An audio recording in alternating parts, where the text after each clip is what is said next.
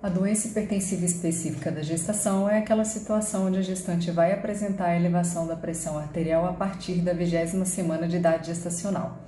Pressão superior a 14/90, maior ou igual a 14/90, em pelo menos 2 aferições com intervalo mínimo de 4 horas entre uma e outra. Ela pode ser subdividida em hipertensão gestacional, que é aquela situação onde a gestante começa a apresentar elevação da pressão arterial a partir de 20 semanas de idade gestacional e não evolui com nenhum outro sinal sugestivo de pré-eclâmpsia. Então ela tem um diagnóstico basicamente retroativo. Ela tende a voltar ao normal ali cerca de 12 semanas após o parto. Ela pode ser classificada também como pré-eclâmpsia, e a pré-eclâmpsia ela pode ser subdividida em leve ou grave. Primeiro, o diagnóstico de pré-eclâmpsia. Aquela situação onde a gestante vai apresentar a elevação da pressão arterial a partir da 20ª semana de idade gestacional. A única exceção, onde ela pode ter hipertensão antes de 20 semanas de idade gestacional, é a doença trofoblástica gestacional, Caso contrário, a partir de 20 semanas, hipertensão associado a algum dos seguintes critérios que eu vou ler aqui para vocês.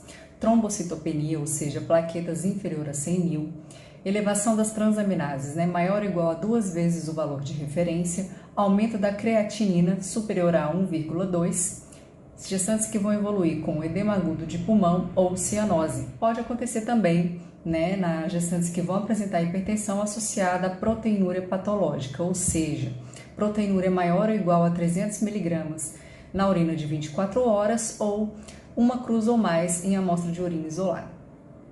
Quando que a pré-eclâmpsia vai ser considerada grave?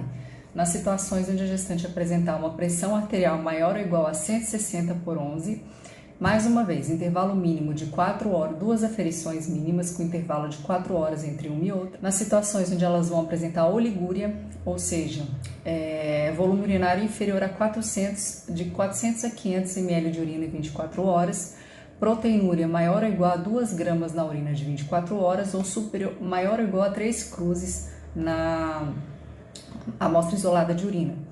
E as gestantes também que vão evoluir com edema agudo de pulmão ou cianose e também, óbvio, nos casos da síndrome HELP. Síndrome HELP é aquela situação onde a gestante vai apresentar indícios de hemólise, Quais são esses sinais? Aumento das bilirrubinas, bilirrubina total superior a 1,2, as custas de bilirrubina indireta, reticulocitose, LDH superior a 600, presença de esquizócitos, aumento das transaminases maior ou igual a 70, plaquetopenia, plaquetas inferior a 100. A gente tem também a pré-eclâmpsia sobreposta, que é aquela situação onde a gestante já tinha pressão alta, hipertensa crônica, e começa a evoluir, e evolui para a pré-eclâmpsia a partir de 20 semanas de idade gestacional. E a eclâmpsia é aquela situação onde a gestante já tinha pré-eclâmpsia e evolui, com convulsões tônico-clônico generalizadas. Elas não acontecem somente durante o parto, durante a gestação. Ela pode acontecer também na hora do parto, cerca de 25%, e cerca de 25% também pode acontecer até 10 dias após o parto. E por que vai acontecer a pré-eclâmpsia? Numa gestação normal, a gente tem vai acontecer a segunda onda de invasão trofoblástica entre a 16ª e a 20ª semana de idade gestacional. Essa segunda onda de invasão gera um alargamento das arteríolas miometriais, que vai causar um aumento da resistência vascular periférica e uma queda fisiológica da pressão arterial a partir do segundo trimestre. Em algumas gestantes, essa segunda onda de invasão não acontece e com isso vai acontecer, então, uma isquemia placentária e lesão endometrial, que vai gerar um aumento da permeabilidade vascular, que é a causadora do edema que a gente observa bastante nas gestantes com pré-eclâmpsia, embora isso já não faça mais parte dos critérios diagnósticos, Vai acontecer também um espasmo arteriolar placentário e sistêmico, gerando ali as lesões de órgão-alvo que a gente costuma observar durante a evolução aí das gestantes com DEG. Quais são as manifestações das gestantes com DEG? Em relação ao rim, a gente vai ter então uma redução da perfusão renal e com isso uma queda, uma diminuição da filtração glomerular. Então, com isso, o que a gente vai observar? Uma oligúria, uma proteinúria, que a gente já conversou, aumento da ureia, da creatinina e do ácido úrico, uma diminuição da calciúria e pode acontecer, inclusive, uma insuficiência renal aguda, tá? Por necrose tubular aguda, por conta dos espasmos arteriolares. Nos casos graves de pré-eclâmpsia, pode acabar ocorrendo lesão hepática, então a gente observa aumento das transaminases, pode acontecer uma necrose periportal hemorrágica. Tá? Lembrando que aumento das transaminases associada a hemólise e plaquetopenia, a gente classifica como síndrome HELP, que é um caso bastante grave, tá? Então, o que pode acontecer, né, em relação à lesão hepática nessas gestantes? Ruptura hepática ou hematoma subcapsular. Lembrando que as gestantes que evoluem, né, as gestantes que têm pré-eclâmpsia e que começam a apresentar uma dor em barra, principalmente hipocôndrio direito, é um indício de iminência de eclâmpsia, tá? Iminência de crise convulsiva. Quais são os sinais relacionados ao sistema sanguíneo? Então, vai acontecer a lesão endotelial, que vai gerar um aumento da permeabilidade vascular, desencadeante de edema e hemoconcentração. Pode acontecer também um aumento da agregação plaquetária, né, formação de microtrombos, que é o causador da plaquetopenia, que a gente pode observar e indica gravidade também. E a lesão endotelial ela pode gerar a hemólise microangiopática, que é a desencadeante das alterações sugestivas de hemólise, que nós também já conversamos, né? Então, aumento das bilirrubinas superior a 1,2 às custas de bilirrubina indireta, elevação de LDH, presença de esquizócitos do sangue periférico e reticulocitose. Tá? Então, quais são as manifestações relacionadas ao sistema sanguíneo de coagulação? Edema, elevação do hematócrito, trombocitopenia e indícios de hemólise. Tratamento.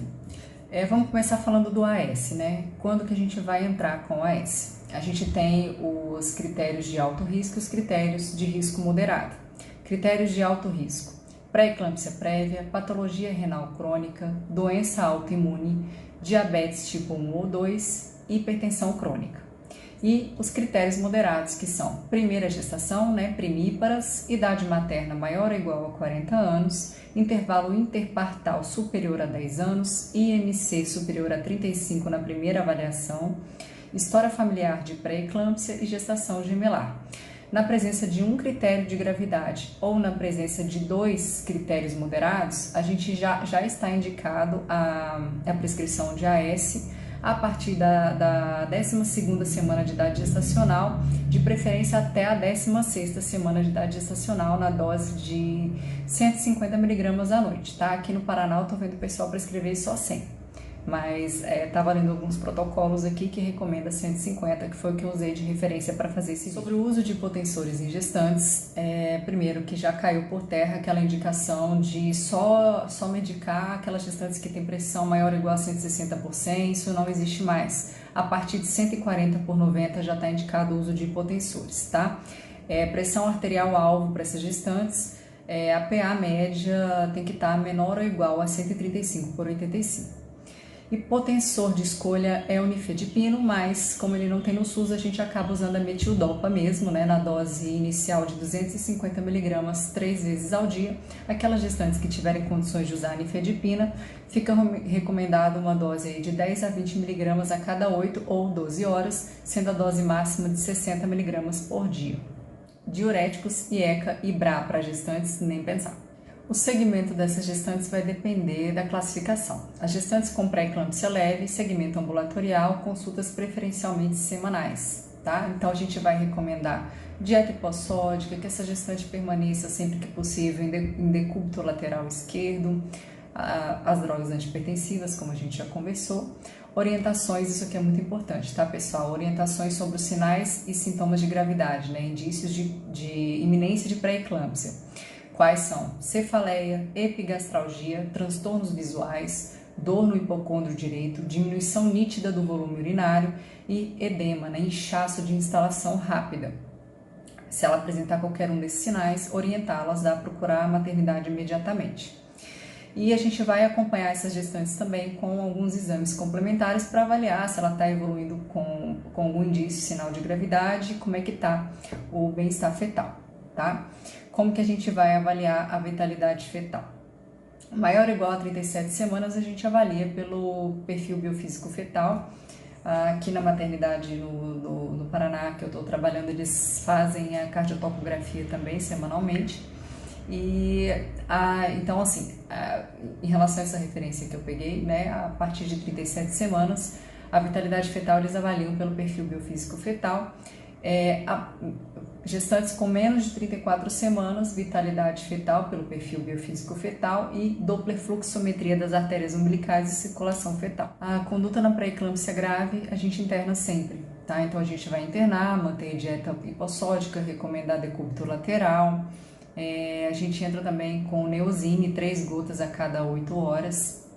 Drogas antihipertensivas e exames laboratoriais. Aqui a gente vai ficar vigiando a síndrome HELP, tá? Isso não precisa ser feito em casos leves, porque geralmente não ocorre, tá? A síndrome HELP em casos de pré-eclâmpsia leve.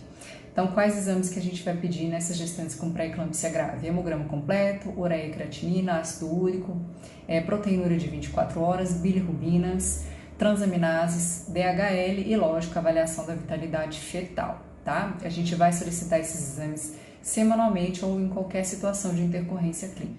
Sobre a interrupção do parto, depende da referência, depende do obstetra. A referência que eu utilizei recomenda que nas formas leves, ou seja, pré-eclâmpsia leve ou hipertensão arterial crônica, sem qualquer sinal de complicação, interromper com 40 semanas. Agora, nos casos de pré-eclâmpsia grave, pré-eclâmpsia superajuntada ou hipertensão arterial crônica complicada, parto com 37 semanas.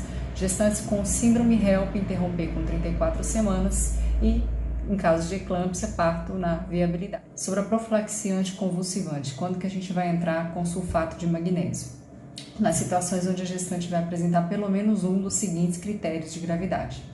Pressão superior a 160 por 110, sintoma neurológico, indícios de iminência de eclâmpsia, tá, gente? Então, cefaleia não responsiva a analgésicos, turbação visual, diplopia, amaurose, náuseas e ou vômitos, edema agudo de pulmão, dor epigástrica, dor no hipocôndrio direito, creatinina maior do que 1,1 e os achados sugestivos de síndrome HELP, tá? Apresentou qualquer um desses sinais, pode entrar com sulfato de magnésio. Nos locais onde a gente não tem bomba infusora, pode entrar com 4 gramas via endovenosa lento, associada a 10 gramas de sulfato de magnésio intramuscular. Como que a gente vai fazer? Né? A gente vai pegar 8 ml de sulfato de magnésio 50%, com 12 ml de água destilada, vai fazer via endovenoso em 20 minutos e, junto a isso, a gente já entra com o esquema intramuscular, a gente vai fazer 10 ml em cada glúteo. Tá? Nos casos em que a gente entrar com sulfato de magnésio, a gente tem que estar atento a algum sinal de intoxicação, né? Porque se apresentar, a gente tem que suspender o sulfato de magnésio imediatamente e entrar com gluconato de cálcio. Então, quais são os sinais de intoxicação? Reflexos tendinosos profundos desaparecem, principalmente o patelar. A frequência respiratória inferior a 12 incursões por minuto e diurese menor do que 25 ml por hora, tá? Apresentou qualquer um desses sinais, suspende imediatamente e entra com gluconato de cálcio, fazer 1 grama via endovenosa e suspender o sulfato de magnésio, tá? Lembrando que a gente tem que manter o magnésio sérico dessa paciente em cerca de 4 a 7 mEq por litro. A gente trata o pico hipertensivo com nifedipina ou hidralazina, tá? Que para entrar o hipotensor, né? No caso de pico hipertensivo, a gestante tem que estar com a pressão arterial sistólica maior ou igual a 160 e ou a diastólica maior ou igual a 110. Entra a droga de primeira escolha, passou a ser a nifedipina, não é mais a hidralazina. Então, nos casos onde a gente vai ter a nifedipina, a gente pode fazer 20 mg por via oral mesmo a cada 20 minutos, no máximo 3 doses. Tá? Se depois de 20 minutos da terceira dose ela não tiver apresentado uma redução da pressão arterial, uma redução satisfatória, a gente entra com a hidralazina 5 mg via endovenoso em bolos, tá? Mas na maioria dos lugares a gente não tem, principalmente rede SUS, a gente não tem a nifedipina, a gente tem que acabar usando a hidralazina via endovenosa mesmo. Espero ter ajudado vocês, muito obrigada.